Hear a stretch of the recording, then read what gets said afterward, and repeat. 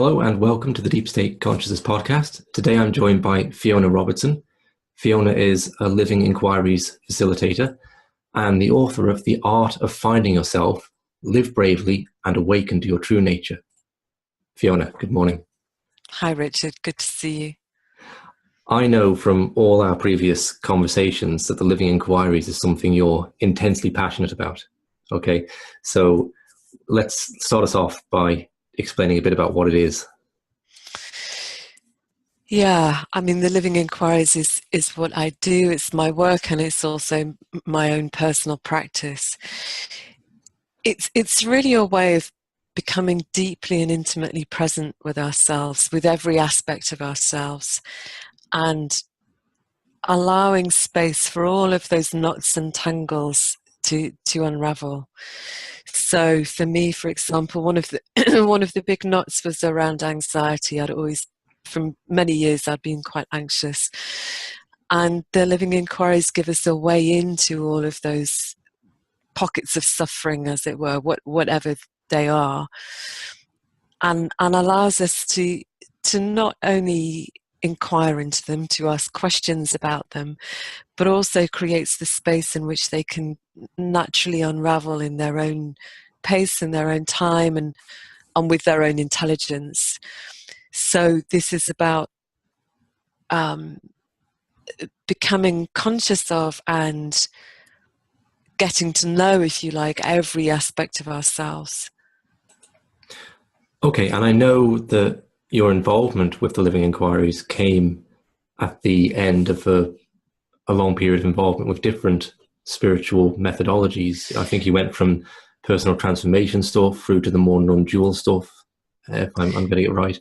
What sparked that journey for you, and what did you... Yeah. My story up until 2007 had been one of, in my 20s, actually, it was engagement with community work. So I was engaged in external activity, and you could say, broadly speaking, political activity. And then in my 30s and 40s, I was a homeopath, so I became involved in working with people, and I actually combined my two interests in the early 2000s, creating a clinic in a deprived area of the city here. So we were working with people with all sorts of trauma, basically, with all sorts of difficult backgrounds. And at the end of that, partly because we lost the funding, partly because I'd really burnt myself out, I went into quite a long, dark night of the soul. And in that time, the only thing that really made sense to me was a thin sliver of spiritual writings, actually. I mean, I vaguely looked at some of the New Age stuff, but none of that ever really resonated with me. But certainly the work of A.H. Almaas did. And gradually I came across more people whose work I resonated with. Scott Killa obviously was one, Tim Freak another, and there were a few others. But first and foremost for me, it was my own experience that was the most powerful teacher, if you like. I mean, that sounds a bit cliched, but nothing really cut it like my own experience. And also the poetry of Hafiz, that was another one that was powerful. So it was very much a kind of mix and match as opposed to a following of anything in particular. So I'm seeing a common thread there with the likes of Almaas and Scott Kilby's Living Inquiries, of this sense of very much being with what is and appreciating the power of awareness stripped of anything else to be with oneself and to enact transformation. Yeah, absolutely. I think there is a thread there, and I think it comes down to the very simple but very difficult task of really being present with ourselves. You know, ultimately, when we really boil that down, it is simple, but we will do everything possible to not do that. for very good reason, because there's a lot of painful stuff in there very often. Did you experience a contradiction at this time when you have anxiety? And I'm going to assume that you don't really want to have anxiety. So there's two things going on. There's in the spiritual sense, I'm stepping into this place where I recognize everything is wonderful as it is, everything's perfect as it is, and at the same time, I want it to be different. Okay, and this was the contradiction I had when I had like difficult states, and how do I resolve them? So I wonder what that was like for you at the time. At the time, I think I just stumbled through it in a very hit and miss way, to be honest. You know, there were times when I was, like anybody else, was kicking and screaming and fighting what was here.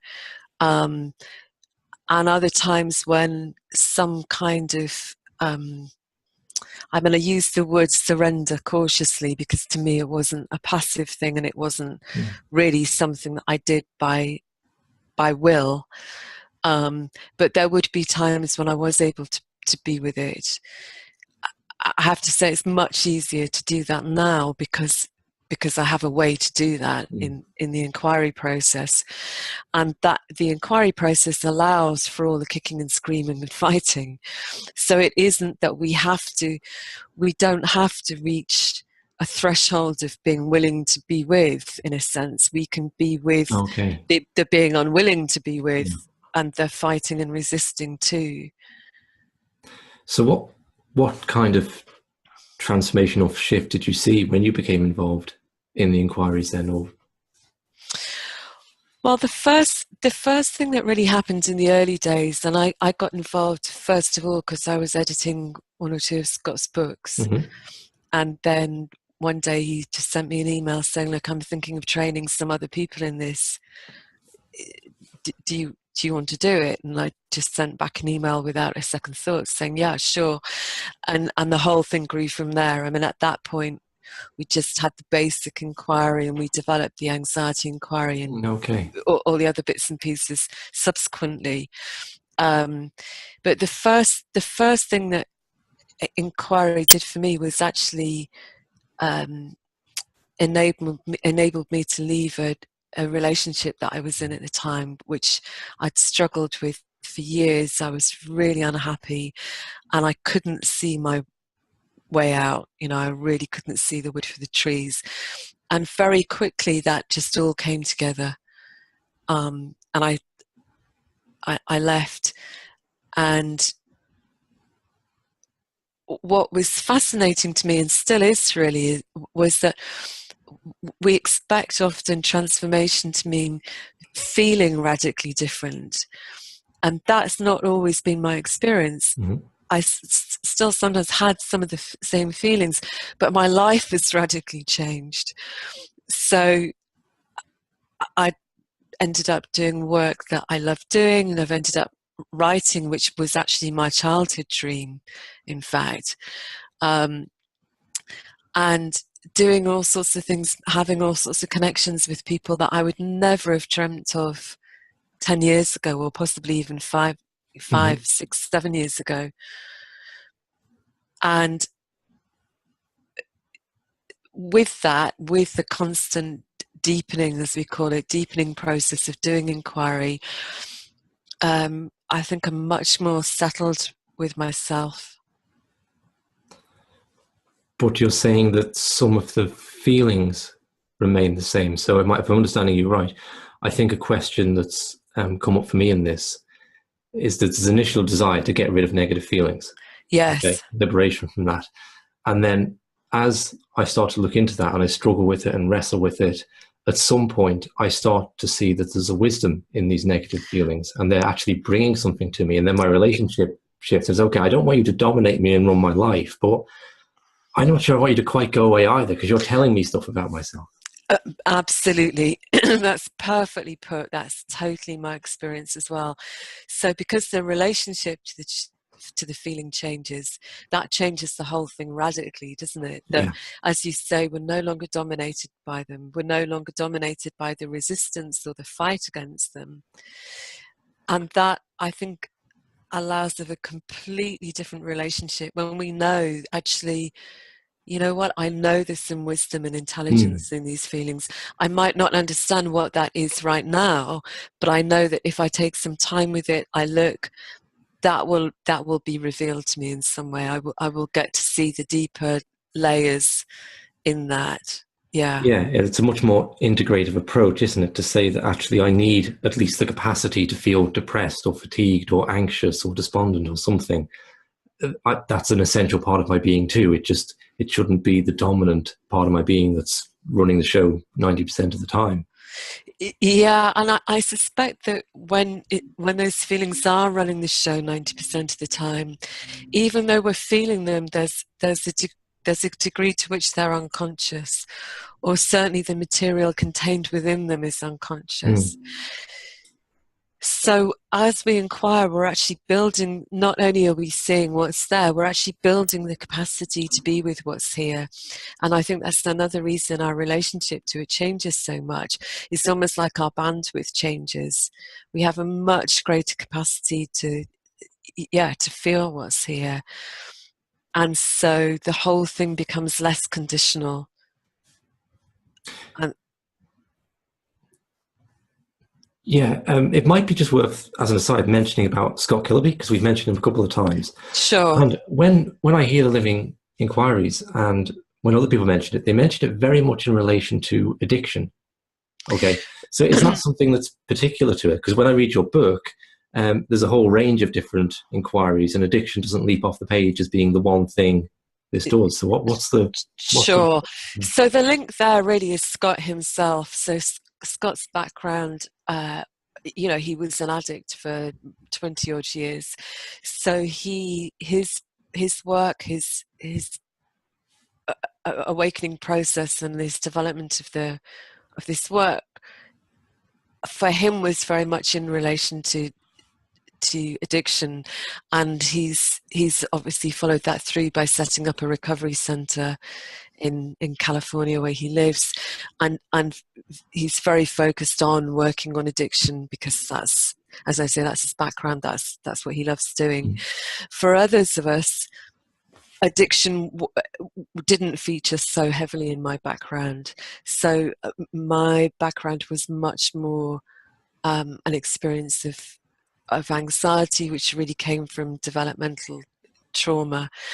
So there are others of us within the Living Inquires community working from different angles. The Living Inquires themselves are designed to look at absolutely anything. right? Okay, yeah. Yeah.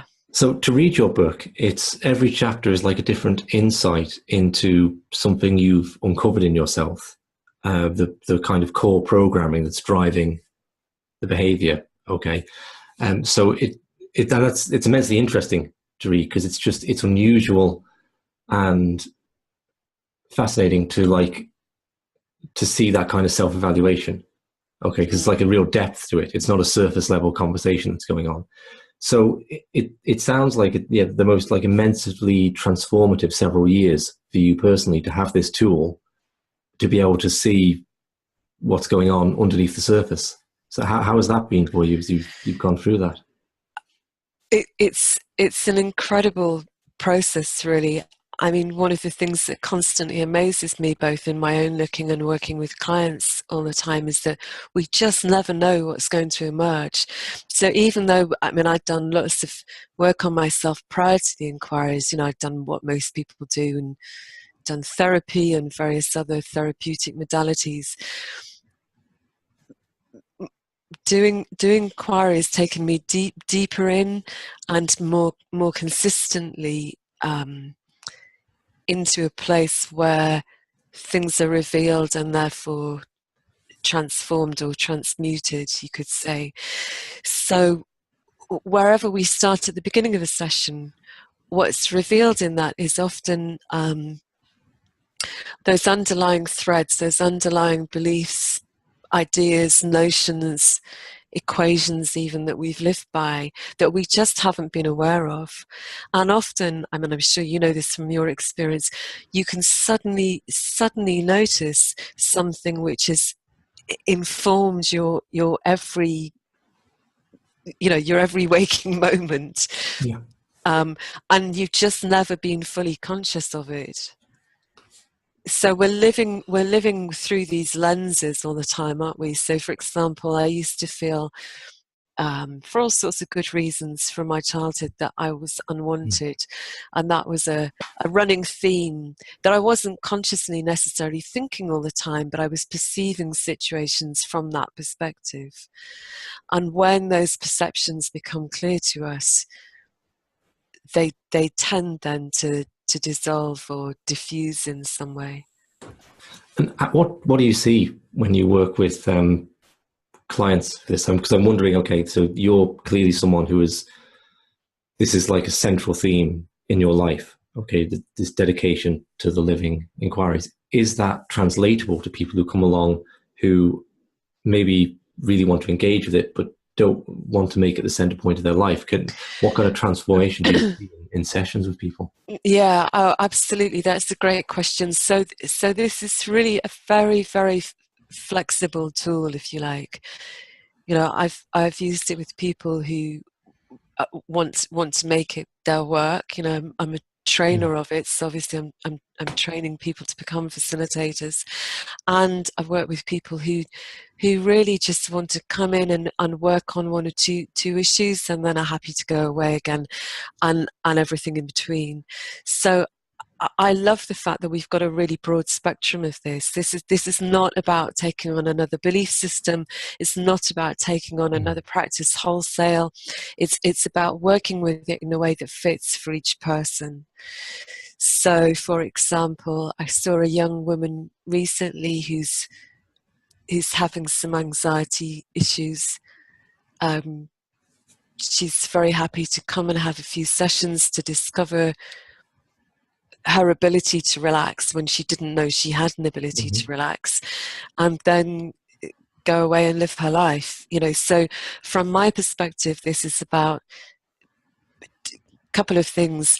One is becoming more fully ourselves, which is why I called the book The Art of Finding Yourself, because, you know, when we become more of who we actually are, life inevitably becomes richer. Our relationships become richer. We find ourselves doing what we actually want to do in different ways, and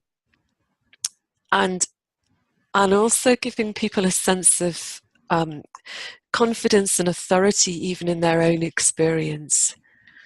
So I think one of the things this process does is give people confidence and trust in themselves and what they're experiencing, which is something we often lose. I certainly did. You know, I would just think that what I was feeling or thinking was wrong.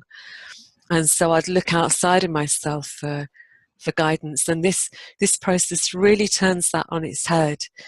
So as a facilitator, I'm facilitating people to be with their experience and their wisdom and innate understanding of themselves, not imparting my own onto them. Yeah, sure. No, I mean, absolutely. And having done a couple of inquiries with you, it's really clear that there couldn't be anything that imposed beliefs less. Okay, because it is just a questioning and a getting a person to reflect on their own experience and see what's going on a deeper and deeper level. Yeah. What I'd like to push a bit further on that last point, though, Fiona, because I'm hoping these podcasts go out and are helpful to people working in this area, but also helpful to people who are perhaps really struggling with their mental well-being in various ways, who often feel like these things are for other people, okay? Like these things are for people who are basically functional and want to have a slightly better marriage or want to feel a bit less anxious in social situations. So coming from an initial starting point of Scott Kildaby's working with addiction, which is like a really serious thing and it traps people for lifetimes. I'd just like to be sort of unleashed for a moment and talk about what you see the real potential of this as being. Like, is it something that can reach people in, you know, really troubled spaces, and is it something as simple as changing thought, something that's going to help them, or is it restricted to people with more superficial problems? No, it's not restricted to people with more superficial problems. I mean, I obviously at the recovery centre, at the Killa Centre for Recovery, as you've said, people are often in dire straits with the degree of their addiction. And what we've seen repeatedly is that, as you know, there's a big correlation between addiction and trauma. And obviously trauma is widespread, isn't it? You know, I know from my experience, we don't necessarily even know that we're suffering because on some deeper level we've been traumatized. For me, that gave rise to anxiety. It gave rise to all sorts of unhealthy relationship patterns as well. So we're very much working with the difficult stuff of life across the board. You know, which of us hasn't gone through something painful, basically? And that's not quick, it's not easy, and it's not simply about changing thought patterns. It's about giving the body space to feel all the feelings that it hasn't been able to feel. Yeah. So, you know, often we've needed to suppress or lock down painful things because we just couldn't deal with them at the time. And this process allows space for all of that to come in its own time, in its own way.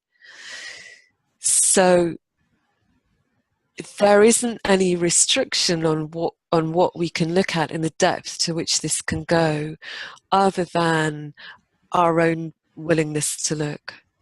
Okay, yeah, and that brings me nicely on to the next question, because I was asking the previous one on behalf of the audience, because it is of course my experience that these tools are intensely powerful, and when you, as you say, are able to allow expression of that repressed emotion, those repressed feelings, and then also look at patterns of thought and that have been created through these traumatic experiences, and bring them into doubt in your mind and see new possibilities, then that's really, to me, getting to the core of things. And it's incredible what resolves for all sorts of people in that way.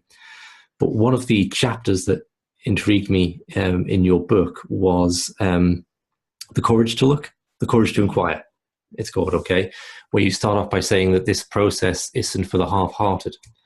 And that's a theme that I've wanted to explore on this podcast, because I feel that when you read a lot of spirituality-based books on healing, the authors will put in their 10 greatest hits of who had the most transformational experiences with them. And I totally understand why they do that, but it gives a bit of a false perception sometimes, because you get the impression that that's like miracles are happening every time they sit down with someone. And I think it's interesting that you mentioned there's something required from the other side, from like the recipient or the client's perspective, that they've got to bring a certain, it's possible, and this can work for anyone, but there's got to be a certain quality brought to the table in terms of courage to look. Could you talk about that a bit? Yeah, absolutely. And I think what's really important to say is, obviously, it's the client who's doing the looking, not me. So I think that the willingness is key. This isn't a quick fix. This isn't a matter of coming to see somebody who does some healing and then you go off away again and you're done. You know, this really is a deeper commitment, I'd say, to being with yourself in a different way. And I think there are times in life when, for whatever reasons, we're actually not ready to do that deeper work. I mean, it might be, for example, that simply our external environment isn't supportive of it. You know, it would be very difficult then to get into deeper work if we're constantly having to think about our basic survival needs in some way. Or so I think not being ready is completely valid, and I think we need to feel into that and see if it is, to see if we are willing to do it or not. And obviously we can test that out. You know, quite often people come for sessions just to see how it is. Most people stay with the process once they've experienced it. But it's equally valid, I think, for people to say, you know what, at the moment I'm not ready to do this. Sure. Go away and come back in a year's time or 2 years' time, whatever it is. The other thing I'd say is that when You know, it's we can't tailor this process to what we necessarily want to happen. So even if, I had a brief conversation with somebody recently who was saying, I want to look at this situation in my life and reach a point of forgiveness. And I said, I can't possibly know, we can't possibly know that the process will end up at the point that you'd like it to, because this isn't about going in a predetermined direction that our minds have thought up before we start. We don't know what will emerge. So in this work, we're not saying, okay, you start at point A and the outcome will be B. We don't necessarily know what the outcome will be, particularly in the short term. So generally speaking, the movement is, deeper in, further outwards, a sense of more capacity or relaxation, possibly. I use that word very lightly. But week by week, that's not necessarily the experience. So sometimes when we go in and down, things get messier before we emerge again. What you can guarantee is more self-knowledge. Really, that's the thing that's going to come. Absolutely. More self-knowledge and more realness. And ultimately, self-knowledge is a good thing, but it can be a difficult thing on the way to it being a good thing. Absolutely, because by definition, we're often realizing things that we haven't wanted to know previously. Some of this is very unflattering because we might have an image of ourselves as being a particular person, a particular way, and then we discover something within that completely contradicts our image of ourselves. Sure. Like if you want to get to forgiveness, you might have to go through acknowledging an intense level of rage. Absolutely. It feels like that's exactly the opposite way to which you thought you were going. Totally. So it might not fit with our ideal image of ourselves, for sure. And there's something in our systems, in our deeper selves, that loves the truth. I think there's something in us that wants to be with the reality of what's here. So and I see this time and time again in my own looking and with my clients, that simply being able to say, you know what, I am raging. If that's our truth in that moment, is in itself quite liberating. There's a relief in that on some level. Yeah, and I think, like I noticed with my own dealing with my own sense of anger, say there was a resistance, I don't wanting to push it away and push it away and push it away. And then when I did sink into it and just let it be, there was this sense of, oh, this is really interesting actually. Why do I feel this way? And it's a transformation between wanting to be a new and improved me to being with me as I am and finding that's actually more interesting than the image. Exactly, and I think that's the key transition, if you like, that I see in this work, that we come in with our agenda of wanting to be that new and improved self, and slowly we start to, there might be some frustration at the beginning in not achieving that, seemingly, and yet we come to this much deeper, much more interesting place of, oh, so this is who I actually am. Right. And I think there's something so delightful in that, actually. Yeah, and such an interesting paradox that transformation is intertwined with acceptance of the situation as it is. Yes, exactly. And I think in a way that doesn't suggest passivity. For me, acceptance has nothing to do with a kind of passive resignation of like, oh, okay, this is just how it is. The kind of acceptance that we're talking about, I think, is on a much deeper level, which doesn't preclude taking action. And as I said, my first experience in inquiry was a deep acceptance of the relationship I was in, which led to me leaving. Yeah. So it's not at all about becoming resigned to things. No, absolutely. Okay, thank you very much for that, Fiona. I think that's a great overview of your work and Living Inquiries. We're hoping to have you back on. I say we're hoping to have you back on. I don't know who this we is. It's only me that wrote this. But, try and make myself sound like I have a team. In the future, I know you've written very interestingly about the application of this to the kind of political arguments, debates that are consuming the world at the moment. And you've done that through an analysis of your own attachment to your positions. So I felt it'd be great to put that under separate cover and really focus on that. So in the near future, we look forward to talking about that. Is there anything else you'd like to say today? And please do say about your work, as excuse me, how people can get in touch with you too. Oh, sure. Yeah.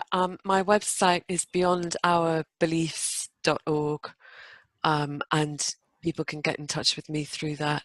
Yeah. Thanks, Richard. It's been great to talk. Okay. Yeah, I'll link to your website, and just also to say you predominantly work over the internet, right? So people anywhere in the world can reach out to you. Absolutely. Yeah. I mean, I work exclusively online.